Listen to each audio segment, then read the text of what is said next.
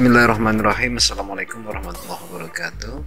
Pada video kali ini kita akan melanjutkan bagaimana caranya membuat makalah ya. Di sini video kedua atau part kedua. Nah, selanjutnya kita akan membuat halaman kata pengantar ya. Setelah kemarin sampul atau cover, kita akan membuat halaman kata pengantar.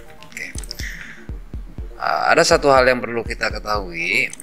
Untuk berpindah halaman, nah ini kan halaman sampul ya, jadi jangan menggunakan enter. Biasanya menggunakan enter, di enter supaya turun ke bawah atau ke pindah halaman baru. Itu cara yang salah, karena kalau misalkan kita menggunakan enter, ketika di atasnya ada perubahan, maka yang di bawahnya akan ikut turun. Maka untuk itu kita gunakan namanya bricks ya, ada di menu layout. Kalau di Microsoft Word 2010 itu menunya adalah page layout, sedangkan di sini menunya adalah layout, sama saja. Tinggal di klik ya, layout maupun page layout. Di sini akan ada namanya bricks.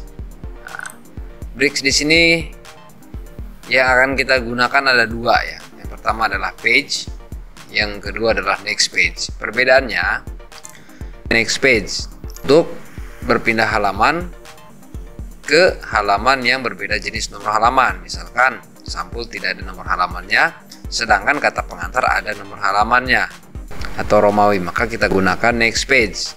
Nah, jika kita akan berpindah ke halaman selanjutnya dan nomor halamannya sama, misalkan Romawi dengan Romawi, maka kita gunakan page. Oke. Kita praktekkan aja ya. Jadi daripada nanti berlama-lama menjelaskan, kita akan langsung praktek saja supaya lebih memahami. Oke. Langkah pertama adalah letakkan kursor di ujung 2003 di sini ya, 2003 atau di ujung halaman sampul. Selanjutnya kita gunakan page layout atau layout, klik bricks lalu pilih yang next page, karena di sini kita akan berpindah halaman. Kata pengantar itu menggunakan nomor halaman sedangkan sampul tidak. Maka kita gunakan next page. Oke, di sini sudah berpindah. Lalu kita ketik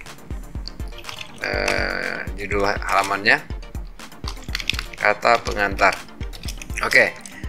Mengapa penting di sini pakai next page? Saya akan contohkan seperti ini. Misalkan di atas ini kita akan ada perubahan penurunan ya, atau turun satu kali enter. Nah, maka kata pengantar ini tidak akan berubah, akan tetap di tempatnya. Jika menggunakannya itu menggunakan hanya enter saja seperti ini, lalu kita ketik kata pengantar. Nah, di sini akan di atas ini ada perubahan, maka kata pengantar ini akan ikut turun. Ya, bisa dilihat ya. Ini saya akan hapus, kita naikkan lagi. Jadi kata pengantar ikut naik juga. Jadi kesimpulannya, kalau untuk berpindah halaman jangan pakai enter, melainkan pakai next page atau page. Nah, kita ulang lagi ya. Jadi di 2003 ini kita gunakan layout, bricks, lalu pilih yang next page. Oke, lalu kita ketik kata pengantar. Nah. Oke, di sini ada satu hal yang mau saya sampaikan juga. Untuk penulisan judul halaman kita gunakan menggunakan heading ya. Kita lihat di sini ada style di menu home, ada namanya heading. Nah, heading 1. Sedangkan yang kita buat di sini adalah normal, masih dalam style normal. Maka dari itu, fungsi dari heading ini nanti akan saya jelaskan pada saat kita akan memberikan penomoran halaman dan daftar isi otomatis. Nah, untuk itu ikuti saja langkahnya terlebih dahulu. Untuk kata pengantar ini kita rubah menjadi heading. Nah, bisa diperhatikan di sini. Jadi kata pengantar itu yang sekarang kita buat menggunakan style normal ya. Kita belum membuat atau memodifikasi style yang ada. Oke. Untuk kata pengantar ini kita akan gunakan style heading. Namun di sini style heading masih berwarna biru ya. Jika kita sorot seperti ini, kalau kita pilih heading 1, kata pengantarnya akan berubah warna biru. Bagaimana caranya supaya tetap dengan style seperti ini, namun kita menggunakan heading 1? Oke, caranya adalah terlebih dahulu kita blok kata pengantar, lalu di sini di bagian heading 1 kita klik kanan ya, karena style ini mau kita masukkan ke heading 1. Klik kanan di atas heading 1, lalu update heading 1. Oke, setelah diupdate maka heading 1 akan berubah stylenya mengadopsi dari kata pengantar tadi. Jadi style yang kata pengantar tadi masuk ke heading 1. Oke. Kita simpan dahulu. Di sini heading 1 sudah kita simpan. Ini untuk setiap judul halaman ya, seperti daftar isi, bab 1, daftar pustaka, bab 1 pendahuluan, bab 2 dan seterusnya. Kita menggunakan heading 1. Oh ya, untuk heading ini kita bisa lihat di bagian di menu view, lalu navigation pane. Di sini akan tertulis kata pengantar jika kita menggunakan heading 1. Dia akan tertanam di navigation di sini di sebelah kiri jika kita menggunakan heading 1, heading 2, heading 3 dan seterusnya. Oke. Kita lanjut terlebih dahulu ya. Di sini kita akan mengetik kata pengantar. Nah, untuk kata pengantar sendiri di sini saya akan mencontohkan